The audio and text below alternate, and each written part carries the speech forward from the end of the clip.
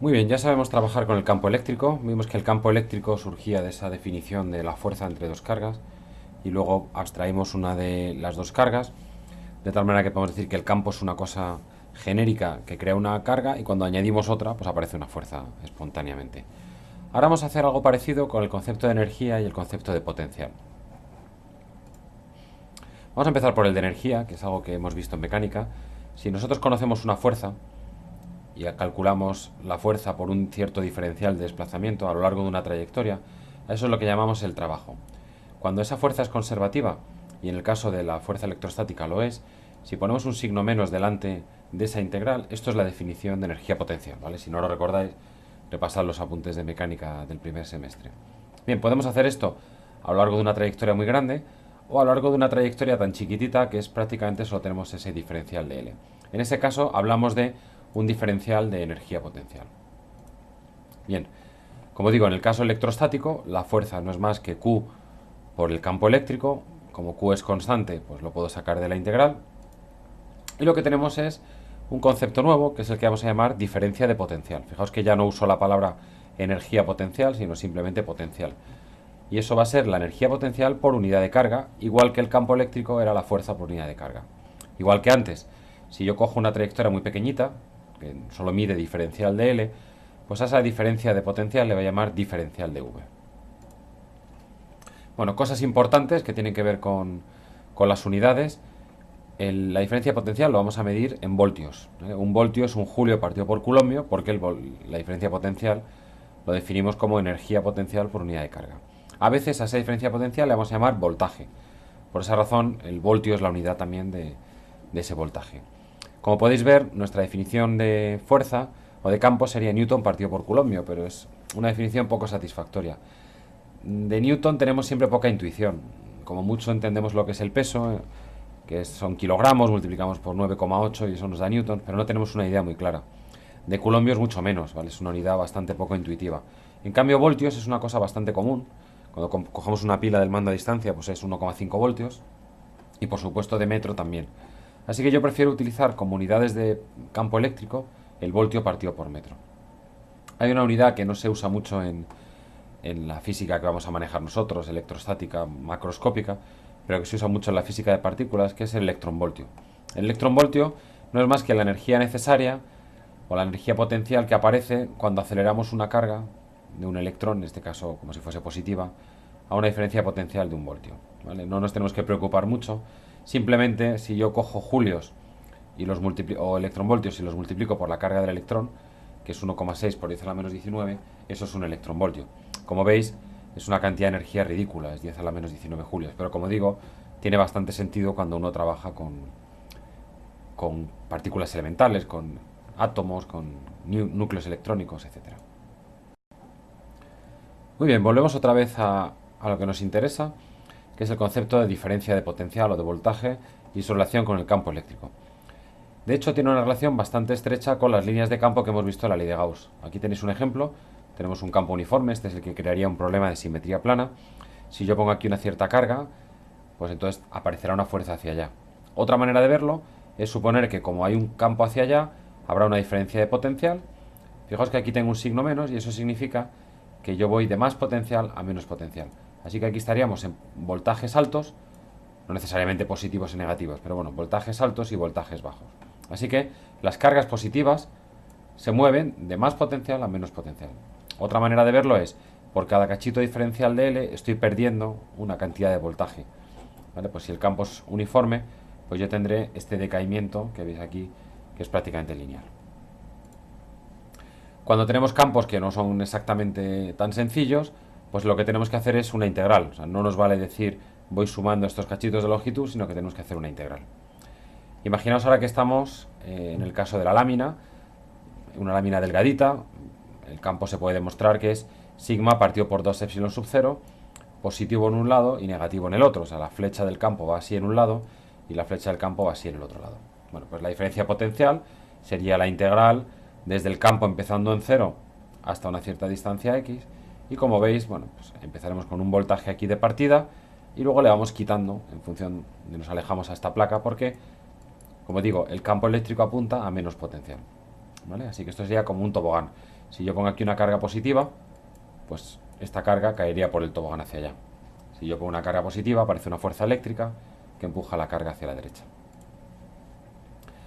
Bien, ¿para qué nos sirve esto? Bueno, pues imaginaos que ahora queremos hacer problemas más complicados. Problemas como este, ¿vale? Tenemos una superficie esférica, una carga con una cierta sigma en la superficie y queremos calcular cuánto vale el potencial. ¿Vale? Pues en este caso sabemos que el campo eléctrico viene dado por esta expresión. Cero, como la ley de Gauss nos dice que el problema tiene simetría esférica, pues el campo por el área de una esfera imaginaria de radio R minúscula, bla, bla, bla, será la carga en el interior. Si no hay carga interior, pues no hay campo en el interior. Y fuera es como si toda la carga estuviese concentrada en el origen. Así que si queremos utilizar la misma idea, que es ir integrando trocitos de campo eléctrico a través de un cierto camino para calcular el potencial, bueno, pues necesitamos conocer el campo eléctrico. Otro ejemplo es este. Ya vimos que una esfera uniformemente cargada tiene un campo lineal dentro y luego de repente desde fuera se ve como una carga puntual. De nuevo, si queremos calcular el potencial, pues tenemos que hacer una pequeña integral para ir viendo cuál es ese voltaje en diferentes zonas del problema. Este es otro ejemplo, el del hilo infinito. De nuevo, pues si conocemos el campo del hilo infinito, podemos calcular voltajes. Aquí hay un problema, y es que solo vamos a poder hacer diferencias de potencial, ¿vale? Porque a diferencia de lo que pasa con la esfera hueca o uniforme, en la que podemos decir que el potencial en infinito es lo que queramos, por ejemplo 0, aquí no, porque esto va hasta infinito, ¿vale? Luego lo explico en otro vídeo. El de una carga puntual, pues lo mismo, ¿vale? Yo tengo que hacer esa integral, etcétera, ¿vale? Vamos a hacer esta un poquito en detalle y luego en vídeos aparte hago los otros ejemplos. ¿Cuál sería la diferencia potencial entre un punto que está a distancia R1 y un punto que está a distancia R2? Bueno, pues por definición, la diferencia potencial será menos la integral desde R1 hasta R2 del campo eléctrico, que el de una carga puntual es la ley de Coulomb, por diferencial de R. Cuando hacemos esto, pues nos queda esta integral. Aquí veis, por ejemplo, que si yo elijo R2 y me lo llevo a infinito, esto me quedaría 0, ¿de acuerdo? O R1 me lo llevo a infinito, me quedaría 0. Entonces puedo definir el potencial en un cierto punto, creado por una carga puntual, simplemente como K por Q partido por R. Siempre que nuestra carga no toque el infinito, como pasaba con el hilo. Bueno, podéis pensar, ¿y esta integral para qué vale? Bueno, pues vale para una cosa sencilla. Si yo ahora tengo tres cargas puntuales, igual que el campo lo puedo superponer, el potencial lo puedo superponer. Así que el campo en este punto P no es más, perdón, el potencial en este punto P no es más que la suma de los potenciales. Esto es una fórmula que la vamos a usar 1000 veces, o sea que es fácil de recordar, y sumar tres cosas pues es bastante sencillo. Y una vez más, si lo que tenemos es una distribución continua de carga, pues entonces superponemos cargas puntuales tan pequeñitas como queramos. Y eso es lo que vamos a llamar diferencial de Q. Entonces, resumen, ¿qué es el potencial? Pues no es más que el trabajo por unidad de carga debido al campo eléctrico. ¿Cómo calculamos el potencial? Pues de dos maneras. Si conocemos el campo por la ley de Gauss, haremos esta pequeña integral, que ahora nos parece difícil, pero ya veréis que es bastante sencillo, porque calcular campos por Gauss es trivial.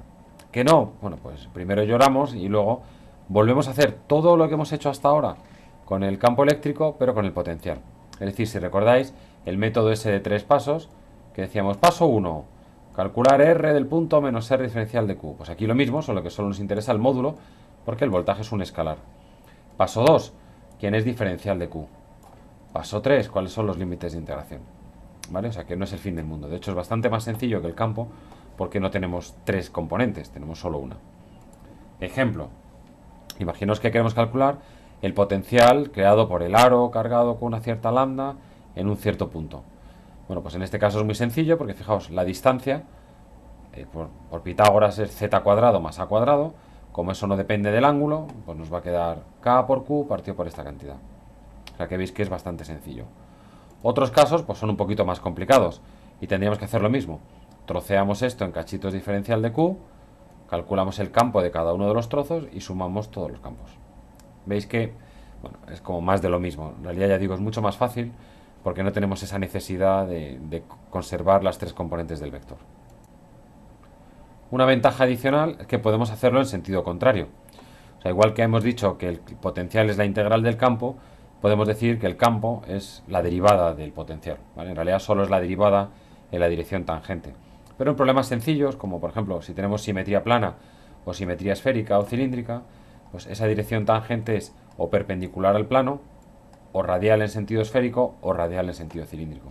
Entonces, de nuevo, ¿cómo podemos calcular el campo eléctrico? Pues tenemos dos herramientas. La ley de Gauss, o tres herramientas, mejor dicho. La ley de Gauss, que es la ideal, o calcular el potencial, que es muy facilito, porque solo tenemos que calcular una componente y no hay cosas como R al cubo, sino todo va partido por R. Y luego hacer esta derivada, o esta, en función de la simetría. Y tercera posibilidad, hacer lo que hemos estado haciendo hasta ahora, que es aplicar el principio de superposición para el campo eléctrico. Aquí veis un ejemplo. El potencial del aro es muy sencillito de calcular, ¿vale? Nos ha salido esto. Bueno, hay que hacerlo con cuidado, pero bueno, sale esto. Si yo estoy definiendo este eje de simetría, pues entonces la dirección tangente al campo sería esta. Por tanto, hago la derivada con respecto a z y me queda esta expresión que, si recordáis, es la expresión del aro que hice en otro vídeo hace unos días. Como siempre, hay un más difícil todavía y es el disco. ¿Cómo hacemos el disco? Pues igual que hemos hecho en el campo eléctrico. Cojo el potencial del anillo. Ahora digo que el anillo tiene un cierto espesor, con lo cual donde aparezca lambda le voy a poner sigma por el diferencial del espesor. En este caso, pues el radio R este minúscula. Superpongo todos los aros y obtengo el potencial del disco, ¿vale? Que va a ser este de aquí, lo podéis comprobar. Y ahora hago la derivada y obtengo este campo, que es el que obtuvimos también en el otro vídeo cuando estuvimos haciendo esto por superposición. Fijaos que es mucho más fácil trabajar con el potencial, que solo tiene una componente, que trabajar con el campo. Así que todo lo que hemos aprendido hasta ahora, pues complementa esta parte de potencial. Bueno, y terminamos este bloque de teoría. Simplemente una cosa más conceptual. Si recordáis, el campo eléctrico se relacionaba con las líneas de campo como el vector tangente a cada punto de la línea. En el caso de una carga puntual o una esférica, por ejemplo, tenemos estas líneas de campo radiales. Bien, si recordáis, hemos dicho antes que el potencial era campo por diferencial de una longitud. Entonces, si yo me muevo con un diferencial de L, que es perpendicular a este vector, este producto escalar sería cero. Y eso significa que el voltaje no cambia, ¿vale? Esto sería constante. Por tanto, podemos definir una curva, una superficie en realidad, en la que cualquier vector sobre esa superficie sea perpendicular al campo. Eso se llama superficie equipotencial. Entonces, todos los puntos de esta esfera, en el caso de la carga puntual, tienen igual voltaje. Por ejemplo, esto podría estar a voltaje 5, 4, 2 voltios, lo que sea, ¿vale? Pero lo importante es que tenemos una conexión entre los dos. Si nuestra distribución es más fea, por ejemplo, tenemos esta especie de supositorio cargado, las líneas de campo son también más feas, pero de nuevo, podríamos dibujar perpendiculares a cada línea y uniendo esas perpendiculares teníamos una superficie que es de voltaje constante. De nuevo, pues 5 voltios, 4, 3, 2, 1, bueno, como queramos, como estén separados. ¿De acuerdo? Bien, ahora de momento aparcamos esta idea, que ya digo es conceptual, pero cuando hablemos de conductores, esta idea de que la superficie equipotencial es perpendicular al campo va a ser bastante importante. Vamos a entender efectos, como por ejemplo, por qué nos da calambre a veces cuando salimos del coche o cuando le damos la mano a alguien en un día seco. Vamos a poder entender qué pasa con las tormentas eléctricas debidas a la atmósfera, etcétera.